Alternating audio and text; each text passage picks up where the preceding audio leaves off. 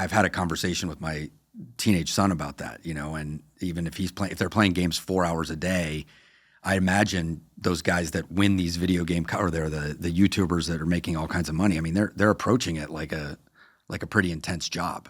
They're really working at it. But we don't want to take away that imagination and creativity from kids. But it's our job as parents to look and see.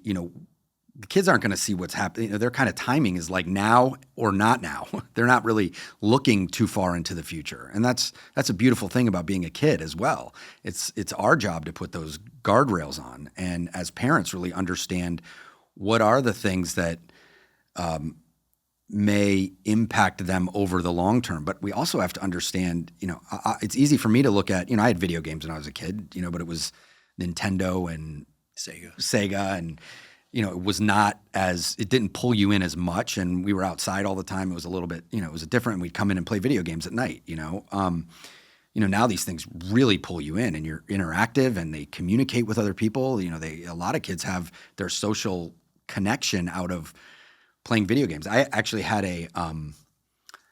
a mentor once who was involved in a leadership program with all these other adults, and they did their leadership program. They were all over the world and they would meet in, I think it was World of Warcraft and play together, and they had different things that they would do to work through their whatever they were doing in the leadership program. So there is some benefits to it for people. These kids can really connect with each other when they and especially through the pandemic this happened.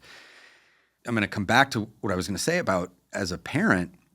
It's easy for me to look at and say, well, there's too much social media, it's too much video games, it's too much this, it would be great if all that stuff was taken away. Well, guess what? It's not going anywhere.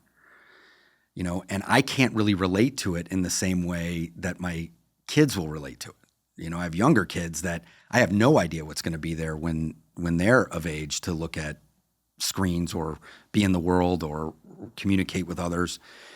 But, it's our job as parents to look at and get to know our kids in a way that we can see what are the things that are going to benefit them and what are the things that aren't.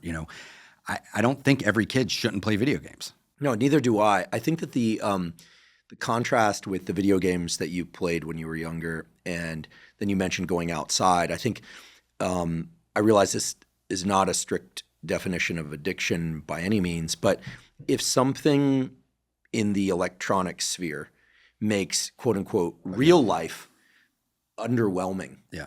I don't know if that means it's addictive, but it certainly means it has a gravitational pull.